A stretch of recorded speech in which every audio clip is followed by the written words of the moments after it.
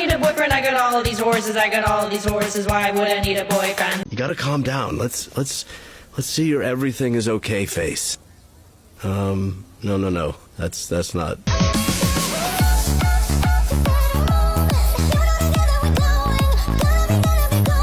Pour se faire connaître et sensibiliser le grand public, de plus en plus de petits musées font de leurs peintures, sculptures et tapisseries les stars improbables de mini-scènes théâtrales sur TikTok, explique le Wall Street Journal, qui s'interroge sur le phénomène. Ils utilisent des mèmes, des extraits de films ou des chansons connues, comme ici avec un passage de la série Fleabag. Tell the truth. It's horrendous. It's horrendous. It's modern. Don't lie. I'm not. C'est le côté décalé des vidéos qui font leur succès. Et oui, il y a un véritable art à trouver une communion entre des photos de mules et d'ânes du 19e siècle et le classique du hip-hop des années 1990, Back That Ass Up, écrit le Wall Street Journal.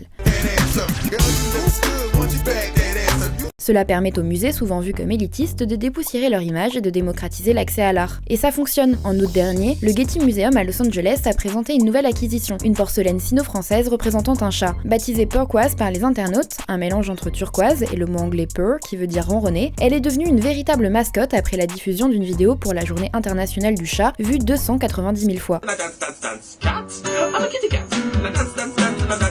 L'équipe du Getty a su que cette campagne féline attirait de nouveaux visiteurs quand ils ont commencé à voir des personnes se filmer devant la sculpture et utiliser son surnom, qui n'est affiché nulle part dans le musée lui-même, raconte le quotidien américain. L'établissement vend également des objets promotionnels représentant Purrquoise. Quand ces vidéos ne ramènent pas de visiteurs, ce n'est pas si grave, car si les musées ont une visée commerciale, leur mission est aussi pédagogique, rappelle le quotidien, et ils peuvent ainsi attirer des personnes qui n'auraient jamais franchi leurs portes.